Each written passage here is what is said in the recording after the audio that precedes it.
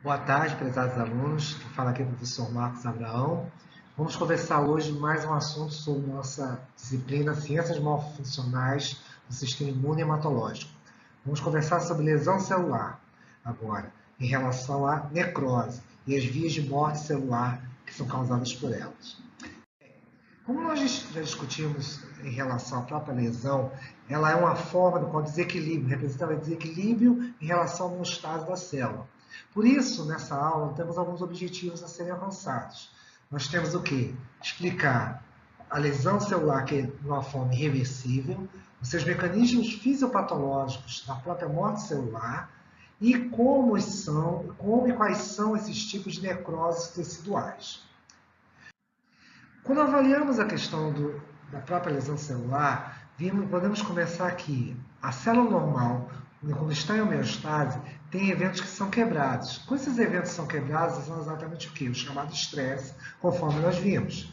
Inclusive, ela gera o quê? Processos adaptativos, em que ela pode se adequar a esses processos, e porém, ter o quê? Esse processo é revertido. Foi o que falamos o quê? De hipertrofia, hiperplasia, a metaplasia, a atrofia. Todos esses itens têm o quê? Uma forma de reversão.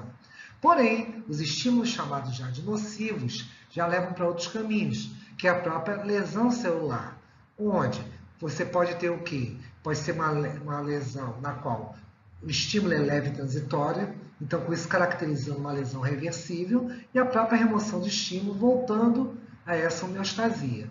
Porém, alguns processos vão ser exatamente o quê? Caracterizar uma destruição dessa própria célula. Por isso, nós falamos exatamente que existiu o quê? Uma baixa de fosforilação oxidativa, ou seja, atividade metabólica da própria mitocôndria. Com isso, gerava o quê? Um desequilíbrio iônico, tumefação. Então, com isso, um influxo de água para dentro da célula, alterando o quê? Sua estrutura, seu tamanho. E, é claro, por consequência, por último, havendo também defeitos na própria síntese proteica. Essa etiologia, ou seja, a questão da causa, pode estar ligada a vários fatores. Por exemplo, você expor demais a raios ultravioleta. Você pode ter uma patogenia como essa resposta celular, causada do quê? O estresse oxidativo. Temos alterações moleculares, ou seja, degenerações lipídicas da própria membrana, e também manifestações clínicas, como por exemplo a própria esteatose hepática, que nós comentamos em função quê? De defeitos metabólicos em relação ao próprio fígado. Com isso, nós ficamos o quê? Deparando em relação à própria reversibilidade e irreversibilidade. Tudo vai depender de alguns fatores também. O tipo, duração, a gravidade da lesão. Com isso, você pode ter, por exemplo, a questão de uma dose de uma droga, o tempo na qual você tem o quê? A pouca exposição ao oxigênio. Você pode ter a questão de estado de adaptabilidade celular. Com isso, por exemplo, a questão do músculo cardíaco e musculatura esquelética.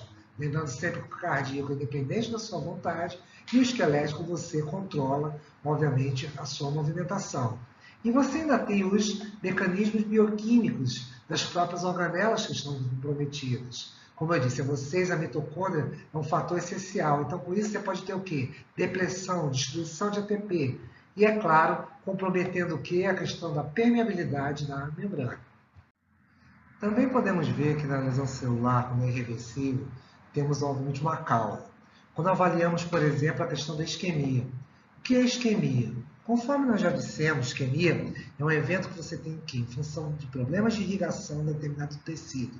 Com isso, comprometendo o que? Nutrição e a própria oxigenação. Isso é muito comum quando pensamos o quê? Em placas como as placas de ateroma, na arteriosclerose, eventos exatamente o quê? Típicos do coração. Você tem o quê? Problemas de irrigação dos tecidos e pode vir a ter o quê? O próprio infarto. Isso pode, obviamente, ter o quê? Uma resposta celular patogênica por o quê? Perda do equilíbrio iônico e também alterações moleculares, como atividades enzimáticas, como as fosfolipases. Com isso comprometendo o quê? A questão das membranas celulares.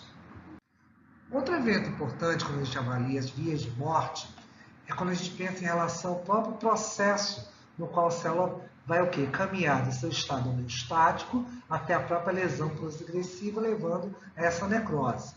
E o que vai acontecer exatamente quando a célula entra em necrose?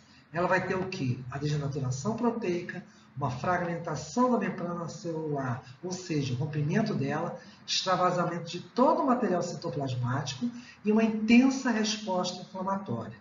Quando a gente fala a questão da resposta inflamatória, estamos falando certamente das células do sistema imune que vão trabalhar e vão atuar nesse processo, como, por exemplo, neutrófilos, eosinófilos, que vão ter importante participação nesses eventos. Como podemos ver aqui, nós podemos ter uma série de problemas isquêmicos correlacionados ao rim. Lembrando que o rim, na questão anatômica dele, ele é altamente vascularizado. Então, com isso, você pode ter problemas em relação ao quê?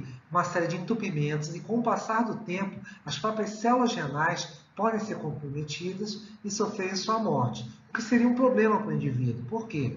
Nós temos as unidades de infiltração desses rins, os chamados néfrons. Então, com isso, qualquer comprometimento em relação à irrigação, você pode comprometer essas unidades e, posteriormente, comprometer o quê? A filtração sanguínea, o chamado clearance sanguíneo do indivíduo. Nesses padrões morfológicos que nós podemos avaliar a necrose, ela pode ser de alguns tipos. Nós temos a necrose de coagulação, por exemplo, causada pela isquemia, exceto no cérebro. Por que exceto no cérebro? No cérebro você vai ter o AVC.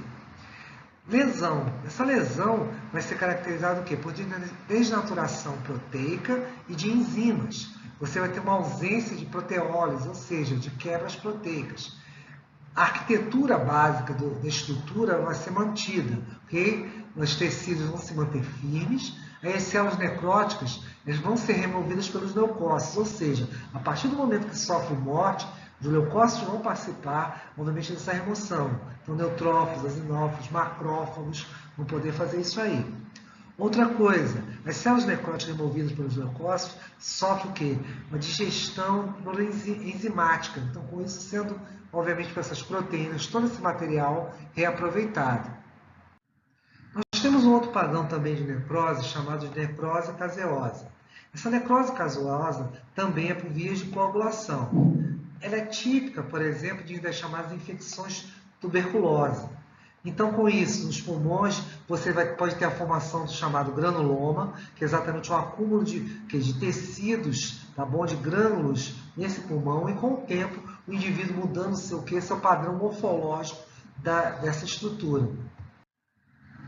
Outro tipo é o chamado necrose por liquefação, causada por quem? Bactérias. Eventos bacterianos podem causar isso aí, ou seja, esses processos inflamatórios vão ter liberação de enzimas pelos leucócitos, vão ter uma alteração da própria estrutura arquitetônica das células, tá? Vai apresentar uma textura viscosa, líquida e o acúmulo de pus, porque certamente em função das bactérias você vai ter um grande evento de quê? De luta entre as células de defesa e as próprias bactérias.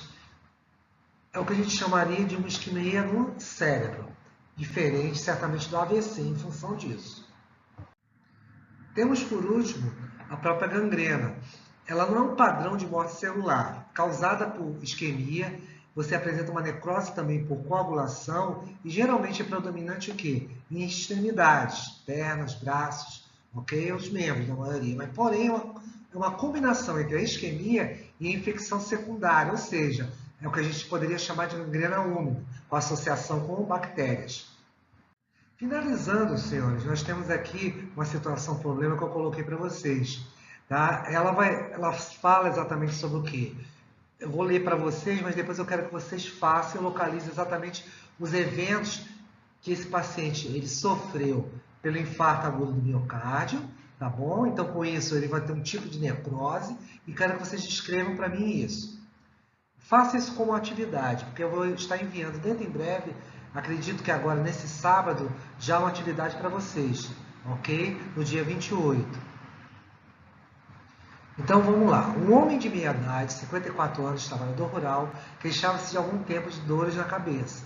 Uma certa manhã, ao levantar-se da cama, começou a vomitar e queixou-se de fortes dores no peito. Esposa e filho levaram ao hospital de pronto atendimento. Chegou inconsciente. Durante o atendimento de emergência, o paciente sofreu 2 paradas cardiorrespiratórias. Ou seja, vocês já podem entender que aí vocês tiveram o quê? Já um problema em relação ao próprio quê? Chegada de sangue e chegada, certamente, de oxigênio e nutrição aos tecidos cardíacos. Foi reanimado e encaminhado para o setor de unidade intensiva, uma UTI, em estado grave. No exame físico foi sugerido o quê? Um infarto do miocárdio, a gente pode imaginar, e um AVC. Ou seja, também uma questão de você ter o quê? Falta de irrigação e o evento exatamente o quê? De perda de nutrientes para o cérebro. Tivemos ainda para dosagem de creatina quinase e outras enzimas que são indicadoras de lesão celular. Isso, inclusive, comentamos quando nós conversamos em outros casos clínicos. Posteriormente, o paciente foi avaliado pelo neurologista e cardiologista, que informaram a família que haveria entrado em estado de coma. Realizou-se um exame de imagem, ressonância magnética e foi diagnosticada lesão cerebral devido ao infarto agudo no miocárdio e 2 paradas cardiorrespiratórias. Isso, obviamente, em função exatamente da falta de oxigenação e nutrientes. Lembre-se que isso aqui é um fator predominante para que haja destruição tanto de células cerebrais como células cardíacas. Depois de 4 semanas, o paciente já havia saído do coma e voltado ao seu estado de consciência, porém com sequelas significativas. Recebeu alta, iniciou acompanhamento médico, fisioterapêutico, periodicamente. Na consulta com o neurologista, a esposa relatou que o paciente era fumante e que fazia ingestão de bebida alcoólica todos os dias e era hipertenso, porém não tomava medicamento diariamente. Como já foi falado também, são eventos que são inclusive marcadores de predisposição para que haja todo esse processo patológico correndo agora. Na avaliação fisioterapêutica foi observada sequela de hemiplegia direita, ou seja, parte direita do indivíduo ficou exatamente como paralisado e associada a perda de sensibilidade da fala, afasia e da visão. Tudo em função, certamente, dessas lesões cerebrais. Encontre-se acamado em processo de reabilitação. Eu quero que vocês estudem isso sozinhos, avaliem. Eu estarei passando exercícios para vocês, já para constar como atividade, já das atividades em sala, ok? Ou seja, as parciais. Outra coisa importante que eu deveria falar com vocês em relação aos chamados fóruns. Eu quero que vocês desconsiderem essas atividades. Eu não avaliarei essas atividades. Apenas avaliarei aquelas as quais eu estou enviando a vocês. Se vocês quiserem fazê-las a título apenas de atividade de exercício, não há problema nenhum. Pode fazer atividade dos tutores. Porém, com uma avaliação, somente considerarei as minhas. Até pelo que vocês estão comunicando a mim, em relação a esse problema de comunicação, de fórum que não está abrindo. Então, para não haver essa confusão, eu vou mandar essa atividade, como eu disse a vocês. Já acredito, já que amanhã, ou seja, dia 27, já estarei encaminhando isso aí para vocês. 27 não, perdão, dia 28 de março, que 27 é hoje, sexta-feira, vou estar enviando a vocês dia 28 de março, e aí com isso a gente vai dar um prazo para que vocês façam as atividades, ok? Então com isso, agradeço a vocês mais uma vez e a gente está se encontrando semana que vem. Abraço e um bom final de semana para todos.